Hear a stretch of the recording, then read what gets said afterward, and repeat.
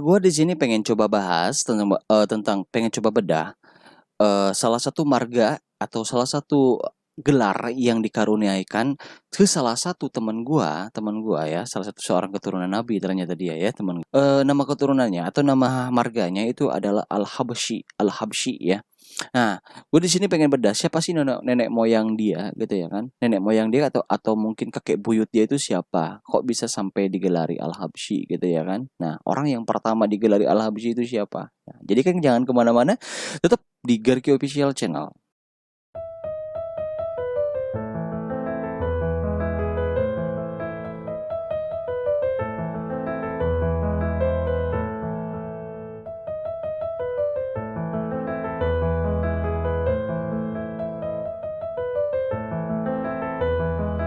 Nah, seperti kita tahu, Habib itu orang yang digelari Habib ya. Habib itu kan banyak marganya. Nah, mereka itu dikumpulkan dengan satu wadah dengan dinamakan dengan Habib. Habib yaitu Habib itu adalah sesuatu kekasih Allah lah, kekasih ya. Nah, kebanyakan orang kepada Habib atau kepada seorang keturunan Nabi itu kebanyakan umat-umat Muslim itu hormat dan mereka mencintainya karena memang kita diajarkan oleh Nabi Muhammad itu ada hadisnya, siapa mereka yang menghormati atau mencintai salah satu mencintai dari keturunanku dan mencintai aku alias bersolawat, mereka insya Allah katanya akan mendapatkan syafaat dariku kelak nanti di yaumil mahsyar atau di hari akhir nanti gitu ya kan. Nah, di sini gue punya kebetulan di sini juga gue punya salah satu seorang teman gue akrab banget gitu ya. Waktu gue di Bandung itu dia adalah seorang Habib juga, salah satu seorang keturunan Nabi juga. Kalau misalkan dibilang Habib sih dia tuh nggak terlalu ini ke agama, tapi dia nggak terlalu nggak terlalu menonjol ya dari segi agamanya, kecuali keluarga dia. Buset, kalau misalkan gue lagi main ke keluarga dia, aduh, sial, gue terasa asing di negeri sendiri coy, Arab semua. Sempet gue ya sambain ke rumah dia, buset, itu yang pesek itu cuman gue doang, semuanya pada mancrit hidungnya, ya jelas lah keturunan Nabi gitu ya kan. Keturunan Nabi itu dari mana? Dari Arab gitu ya kan. Mukanya itu original banget gitu loh, original Arab banget, karena mungkin belum tercampur sama orang-orang lokal ya. Karena biasanya sih orang Arab atau misalkan para habaib atau para habib itu menikahnya itu mereka tuh mencari syarifah gitu ya kan. Jadi satu ras dengan mereka sendiri, makanya ras mereka tuh nggak hilang. Makanya pas waktu gua main ke sana ke tempat teman gua itu, buset, terasa asing di negeri sendiri cuy. Gua sendiri yang pesek, semuanya pada buset, ada yang putih gitu ya kan, ada yang hitam karena orang Arab juga ada juga yang hitam kan. Tapi kebanyakan yang putih gitu ya kan, hidungnya mancung, berewokan, buset, kata gua ngobrol, bang, gue di sini kok terasa asing di negeri sendiri gue. ini Bandung kan, bukan Mekah kan, gue bilang kayak gitu ya, bercanda sih ya. Ya waktu gue pertama kali main ke rumah dia itu juga ngelayat karena paman beliau kan meninggal. Paman beliau itu bermargakan Al-Zufri ya, Habib juga, dan beliau adalah orang baik juga. Ya jelas lah Habib ya. Jadi kalau misalkan lu ada di Tegalega tuh, di Tegalega, daerah Tegalega, ada yang dinamakan dengan Pengkolan Arab, yaitu tempat tinggal dia itu di sana gitu ya kan. Pengkolan Arab karena di sana kebanyakan orang-orang Arab. Kebetulan temannya juga mempunyai pabrik mebel. Toko mebel, bukan pabrik ya, toko mebel.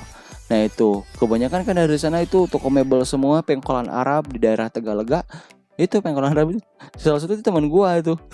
Gue pernah sempat main ke sana, buset, kayak asing di negeri sendiri anjing. Tapi ya nggak apa-apa lah. Tapi gue senang ya, gue ngerasa terhormat sih bisa datang ke sana. Kumpulan orang yang sangat gue banggakan gitu ya kan. Di dunia ini salah satu orang yang gue banggakan itu keturunannya. Gue banggakan, gue jadi panutan ya. Iyalah Nabi Muhammad cuy. Nabi Muhammad itu adalah seorang panutan atau suri tauladanya umat Islam di dunia. Dan kebetulan gue juga beragama Islam gitu ya kan. Gue kan ngerasa bangga lah, ini keturunannya gitu lah kan. Nah makanya kita harus bisa menghormatinya itu seperti itu. Nah kembali lagi cuy, Nah, kembali lagi ke Al-Habsyi ya. Al-Habsyi itu sebenarnya mah dulunya itu digelari, yang pertama kali mempunyai gelar Al-Habsyi itu adalah, jadi yang pertama digelari gelar Al-Habsyi itu adalah salah seorang keturunan Nabi atau nenek moyangnya si Rifki Al-Habsyi ini adalah Waliullah Abi Bakar bin Ali bin Ahmad. Nah, kenapa beliau digelari Al-Habsyi? Karena waktu itu beliau kan hijrah katanya dari dari kota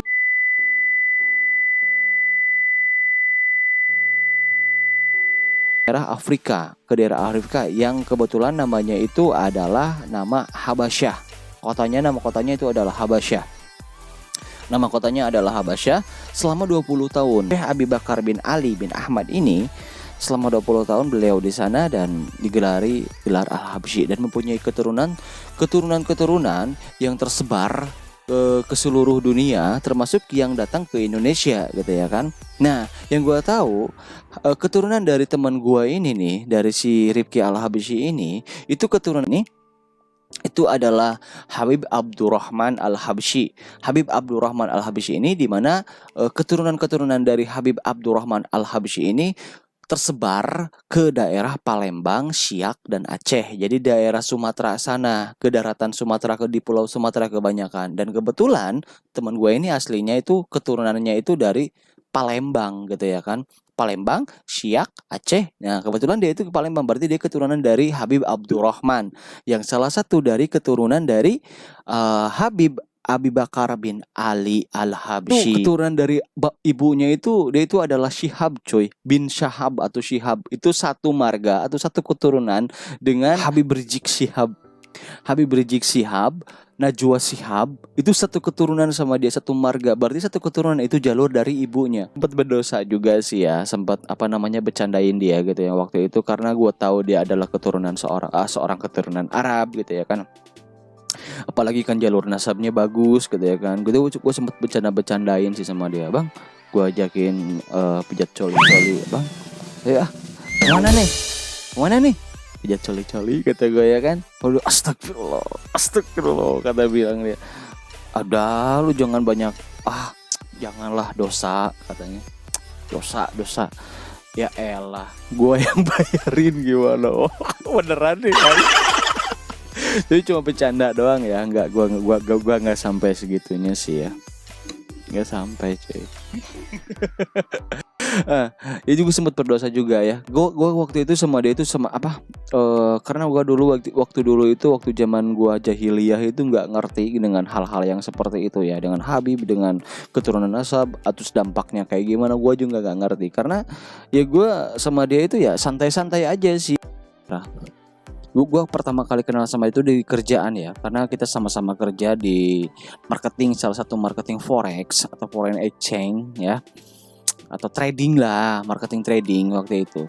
Nah, dia bilang kayak gini nih kalau gue pengen cari berkah, gue mah gampang ki, cina katanya. Nah, kayak gimana bang? Nih gue mau itu, dia belum punya nasabah sama sekali ya, gue juga sama belum punya nasabah sama sekali.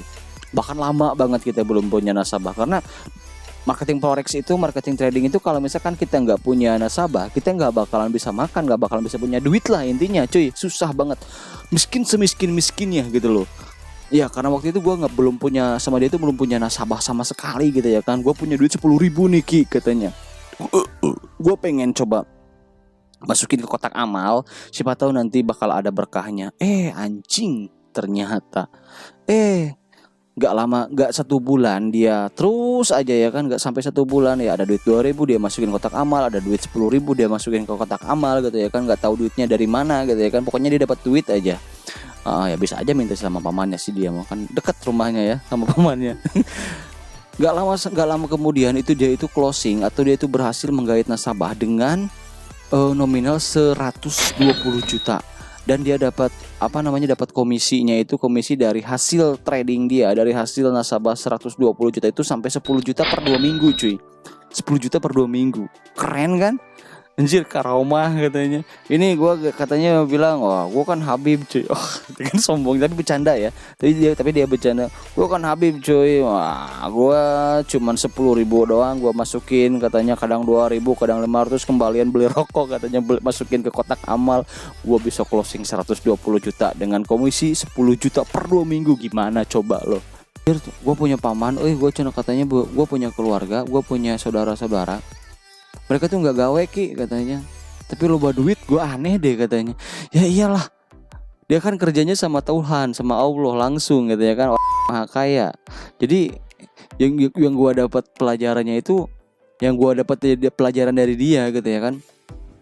Ternyata orang yang bisa mendekatkan diri dengan yang maha kuasa, orang yang istilahnya mah pasrah dengan yang maha kuasa, tawakal sama yang maha kuasa, dia asal yakin aja gitu ya kan. Dia mendekatkan diri sama yang maha kuasa, dia menyebarkan sambil mengamalkan ilmu agamanya terhadap orang lain, maka dunianya juga dapat. Nah iyalah, makanya pas pamannya meninggal, pas waktu gua datang ke sana ke rumahnya kan, waktu ngelayat, saudara-saudara dia banyak yang datang dari luar kota itu, mobilnya keren-keren cuy. Ada yang Fortuner, ada yang paling jelek Avanza lah.